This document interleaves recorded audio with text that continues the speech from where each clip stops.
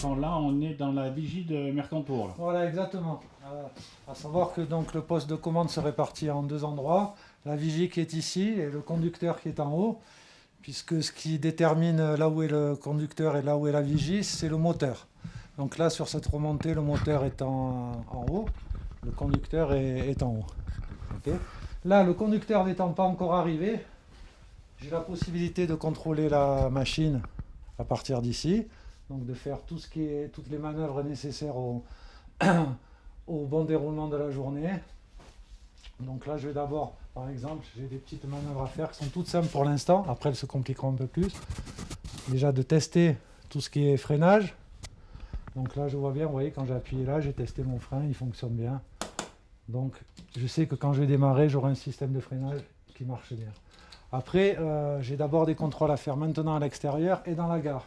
Ce qu'on appelle la gare, c'est la partie là qui est invisible pour les clients et où il y a toute la mécanique. Donc je ne sais pas si vous voulez y monter. Donc on va y aller, comme ça je vais vous montrer un peu comment ça se passe là-haut. Ok. Et après on redescendra faire la suite.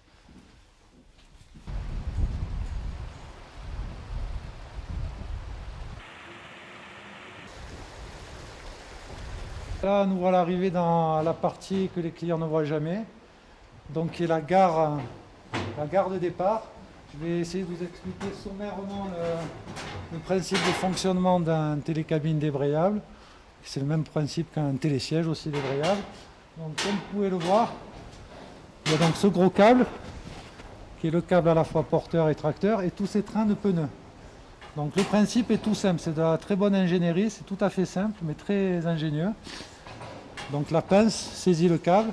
Si vous voulez regarder sur une cabine à l'extérieur, si vous voulez. Voilà, ce gros ressort, en fait, il fonctionne par défaut. C'est-à-dire que quand il n'est pas comprimé, quand il est détendu comme là, à ce moment-là, la pince saisit le câble et force sur le câble.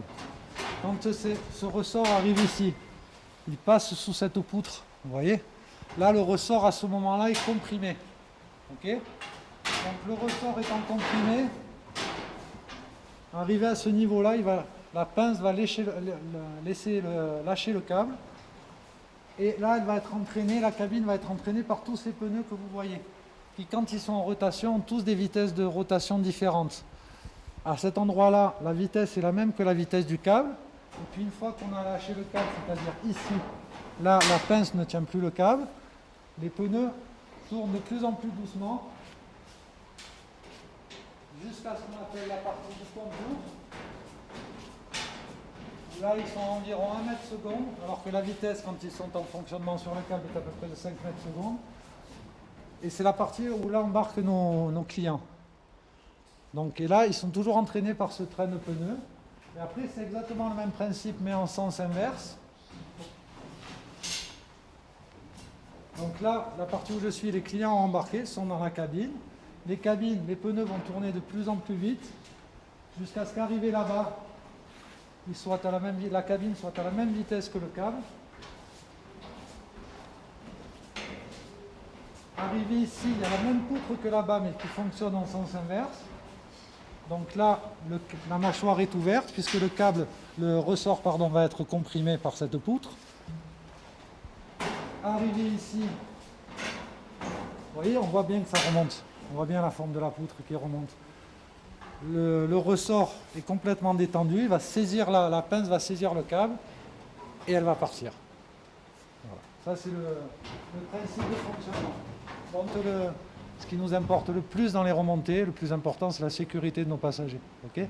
Donc on a quelques petits contrôles, comme par exemple là je vais contrôler la pression des pneus. C'est un petit contrôle qu'on fait manuellement à l'aide d'un maillet. Parce que si j'ai des pneus qui sont soit crevés, soit dégonflés, l'entraînement des cabines ne se fait plus bien, et là ça peut poser des problèmes. Ça après je vais le faire sur les 100 pneus. Donc, je fais un premier contrôle visuel des courroies. Ça c'est tout ce qu'on appelle les galets, voir si on voit une courroie qui soit cassée ou qui soit sortie de son emplacement.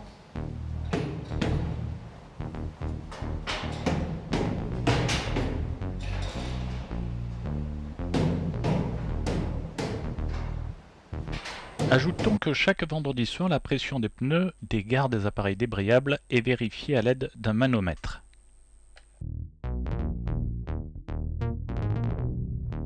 Revenons plus en détail sur les différents composants d'une pince d'un appareil débrayable. Nous avons vu que la pince dispose d'un mort qui va serrer le câble lors de son départ sur la ligne. La mandoline, quant à elle, va permettre l'entraînement de la cabine en gare avec les pneus. Les galets vont s'appuyer sur les rails de maintien dès l'entrée en gare et de guidage à l'intérieur de celle-ci. Ici, un aperçu du rail de maintien et ici en rouge, le rail de guidage. Autre composante de la pince, ces aiguilles flexibles qui sont destinées entre autres à faciliter le passage des véhicules sur les pylônes compression. Contrairement aux pylônes support, le câble passe ici sous les galets.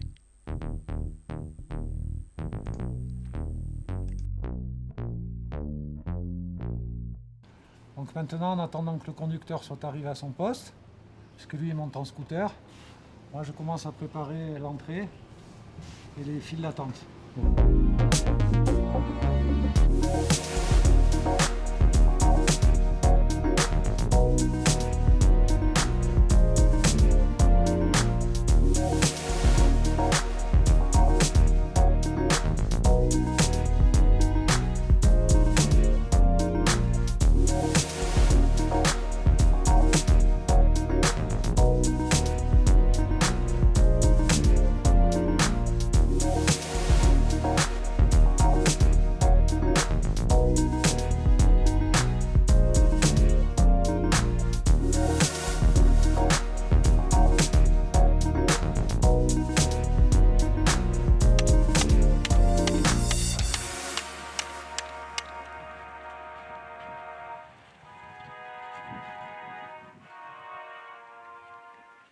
Donc là maintenant on attend que le conducteur en haut ait fait les mêmes opérations que j'ai faites moi ici dans la gare. Là pendant ce temps je contrôle tous mes boutons, ça, ce sont tous les boutons d'arrêt d'urgence, voir s'ils fonctionnent bien, s'ils ne sont pas grippés ou gelés. J'ai aussi ce petit portillon qu'on appelle un portillon de débarquement. Là, je contrôle la sécurité. Si les gens passent ici par hasard, la machine s'arrête parce que les portes se ferment environ ici, c'est pour pas qu'ils montent au moment où les portes se ferment, ce qui pourrait provoquer des incidents, voire des accidents. Donc une fois la personne qui est en haut fait exactement les mêmes choses que moi.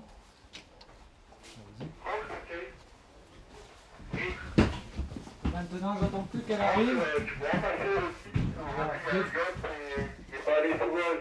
Dès qu'il aura fini tous ses contrôles dans la gare, il va m'appeler, on va procéder encore à une ou deux opérations, un ou deux tests, pardon, et à ce moment-là, je pourrai rouler et envoyer d'abord le personnel et à 9h, enfin, la clientèle.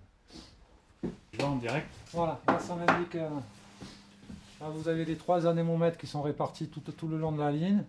P2, ça veut dire pylône 2, P9, pylône 9, P13, pylône 13. Donc, ils sont répartis sur la ligne, qui m'indique la vitesse du vent. Moi, en fonction de cette vitesse, je réduis plus ou moins la vitesse du télécabine, voire jusqu'à l'arrêter complètement, si j'ai vraiment de très grosses rafales. En fait, ce qui est surtout important, c'est le sens du vent. Okay, tant que le vent souffle dans le sens de la ligne, c'est pas très embêtant. On arrive à tourner jusqu'à des vitesses de 20 à 25 mètres secondes, ce qui équivaut à peu près jusqu'à 80 km/h.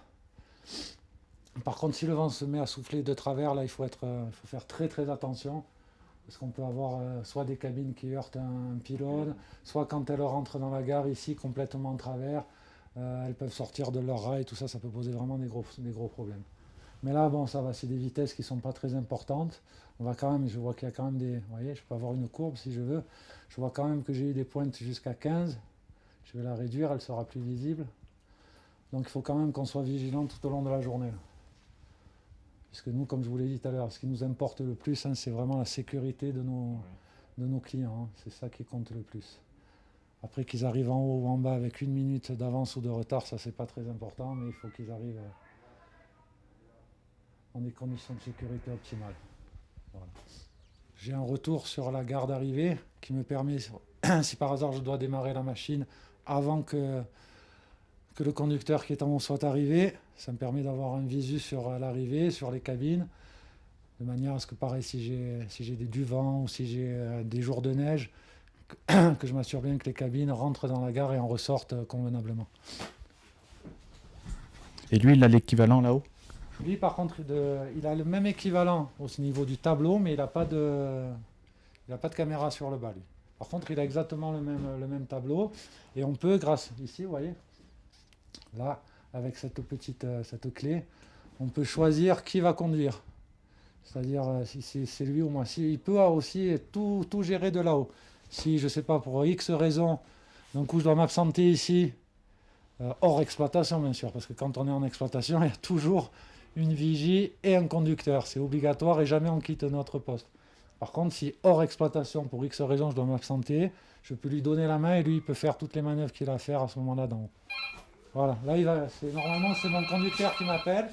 Ou bien on va me demander la météo, ou alors c'est mon conducteur, ou l'un ou l'autre. J'ai un Mercantour. Ouais, bah c'est la météo. Ouais. On a du vent aujourd'hui, François. Donc, je vais te donner une moyenne, hein, puisque j'ai quand même fait tout par rafale. On est à une moyenne de 9. Ouais, direction est. Ouais, 9 est. Je t'en prie, François. Ciao, ciao, ciao. Donc ça, c'était le service des pistes qui m'appelle pour connaître aussi les conditions météo que retransmettent à Météo France. Donc là, vous voyez, ça c'est le conducteur donc qui redescend, qui va maintenant m'appeler. Il a dû contrôler, faire tous ses tests.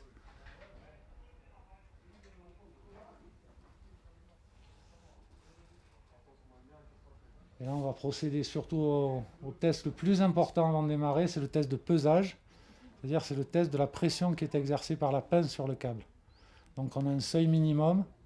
Si on est en dessous de ce seuil, on n'a pas le droit d'ouvrir la machine, de démarrer la machine. Donc là, il va m'appeler, on va faire ce test. Après, j'ouvrirai les portes des cabines et je pourrai enfin envoyer le personnel. T'es bon, Owen? On y va? Allez. Vas-y, réarme et enlève le thé. Attends, enlève le thé déjà. Voilà, c'est bon, on réarme. Ok, t'es prêt à rouler? Allez, ça roule. On fera le test en simultané de pesage. Ok.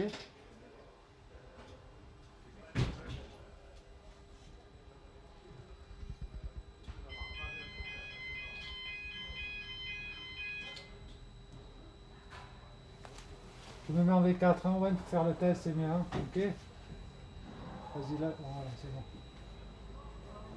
Donc là ici vous avez la vitesse du câble qui s'affiche. Donc là je suis en V4, on va atteindre la vitesse maximale pour tester le pesage qui va être d'environ 5,5 mètres par seconde. Voilà, on fait sur la prochaine cabine, je te donnerai le top, hein. Ok, à 3. Hein. Et donc maintenant on va procéder à ce fameux test de pesage. À 3, hein. 1, 2, 3. T'as appuyé trop tard, ouais. Non, tu l'as pas eu. C'est pas grave. Bon, on roule et tu le refais. Et une fois que tu l'as fait, ok, je roule. Hein. Je te laisse, d'accord? Ok, allez. Donc là maintenant, on va redémarrer la machine.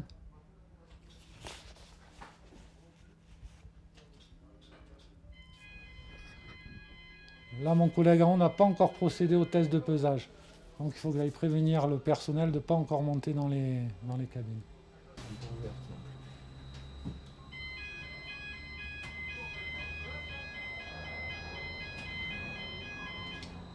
Voilà, ça me permet de gérer l'ouverture ou la fermeture des portes des cabines.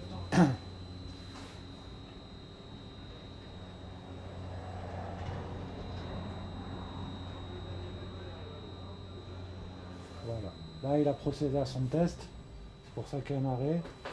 Donc, il a une bonne mesure.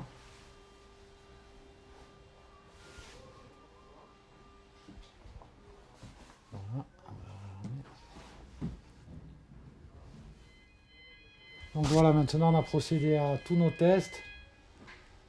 On a vérifié toutes nos sécurités. Je vais pouvoir laisser embarquer le personnel, surtout les pisteurs. Et après, je vais attendre la consigne du chef des pistes pour pouvoir ouvrir à la clientèle.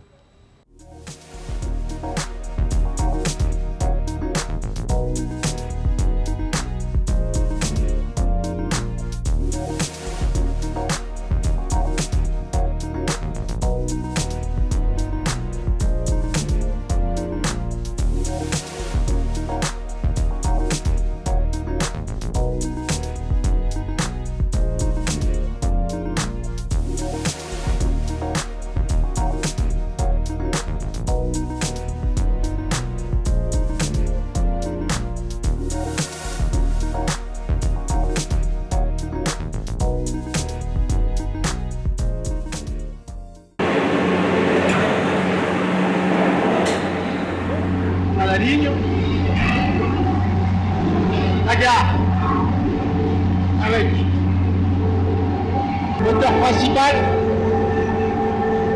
moteur de secours, réducteur qui transmet à la poulie.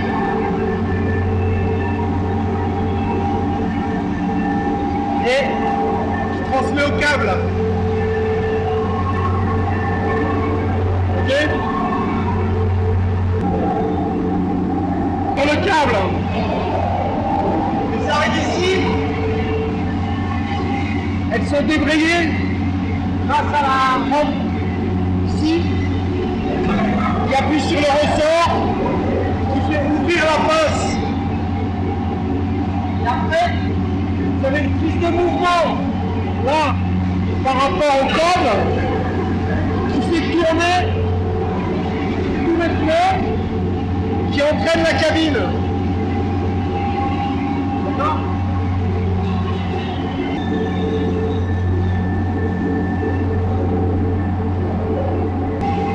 Le câble, il est débrayé, il est dévié.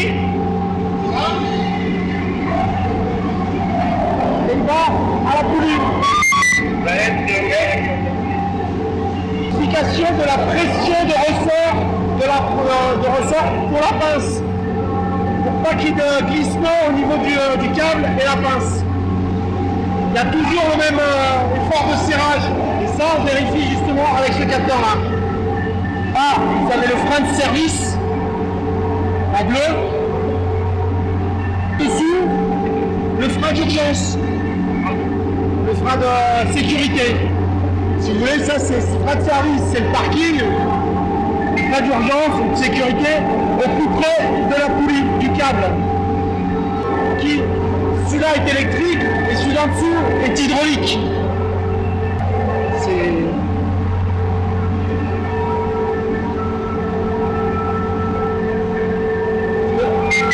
Ça là, en jaune, c'est les moteurs hydrauliques.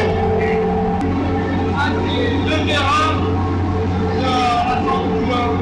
pas de sécurité.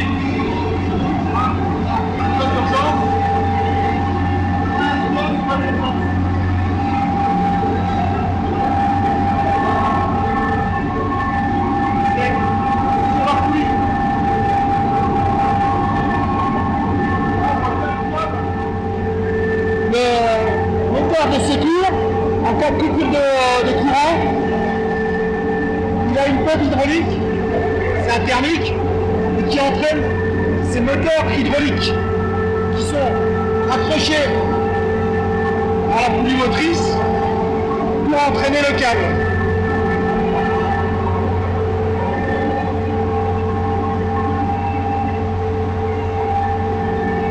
La centrale hydraulique de frein pour le frein de sécurité. Ici, vous avez une partie qui est dissociée et qui permet le cadencement pour que l'écart entre les cabines soit le même.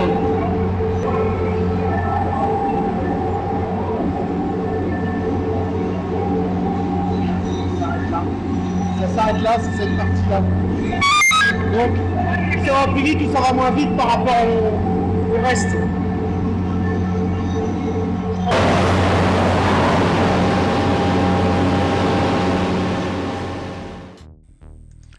Quittons la télécabine du Mercantour pour nous rendre sur l'appareil voisin qui est un télésiège à pince fixe.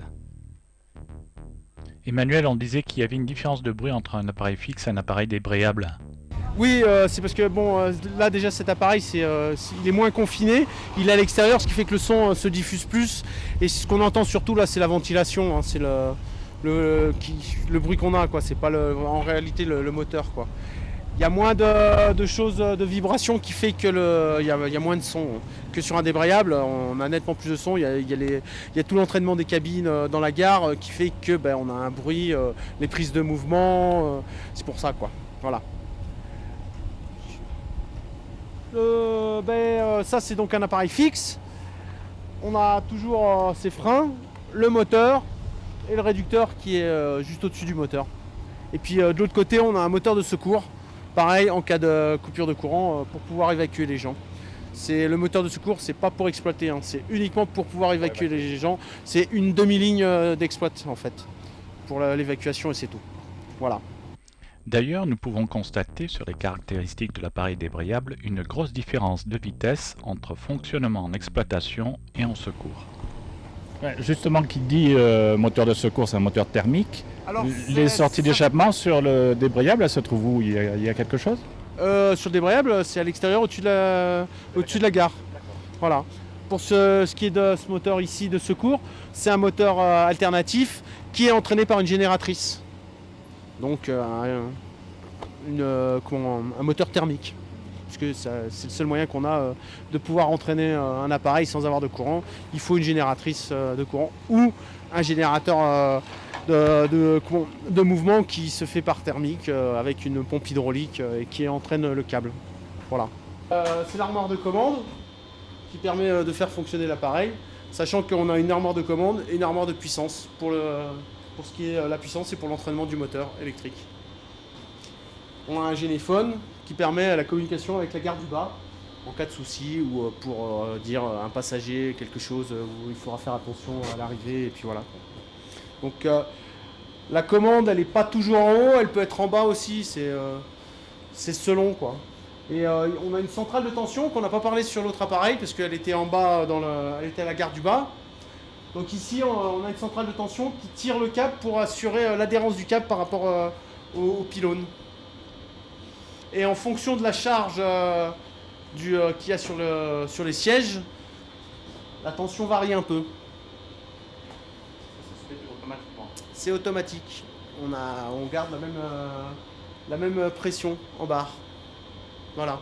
Là ici on est du côté dans notre pièce où il y a l'armoire de puissance qui elle fait un peu plus de bruit puisque on a un variateur de puissance pour faire tourner le moteur. Là, ça concerne que le télésiège. Ça concerne que le télésiège, c'est toujours le télésiège. Donc ici, et en dessous, on a comme je vous ai dit, le groupe thermique, ouais, voilà, pour l'évacuation. Sur ces appareils, bon, on a vu à Stéphane qu'il y avait des pré-essais, des vérifications.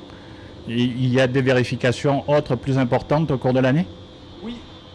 Déjà, chaque année, on a une IA, une inspection annuelle, qui consiste à vérifier qu'on l'appareil qui puisse fonctionner comme il faut, avec des essais de freinage, des essais sur l'armoire électrique, sur les défauts pour avoir bien les contrôles, et vérifier que justement les défauts sont bien affichés et provoquent l'arrêt de l'appareil pour éviter d'avoir des accidents.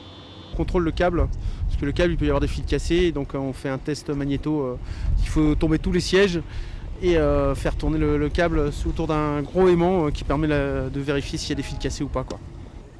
Ça a plus d'entretien qu'un appareil qui va dans les airs, qu'un avion. On passe plus de temps à l'entretenir par rapport au temps passé à l'exploitation.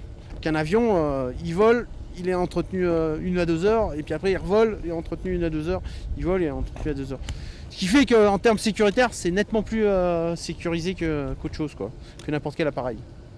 Je pense que c'est ce qui a le moins d'accidents au niveau de tous les appareils de transport. Et c'est ce qui est peut-être le plus économique, c'est ce que disait Pierre Montaz. Voilà. Pierre Montaz débuta sa carrière comme perchman en 1940 alors que la France ne compte qu'une vingtaine de téléskis. Après une dizaine d'années comme monteur chez Pomagalski, il fonde l'entreprise Montaz Motino qui s'implantera dans de nombreuses stations françaises et sur les 5 continents. En 1987, l'entreprise est rachetée et prend le nom de GMM.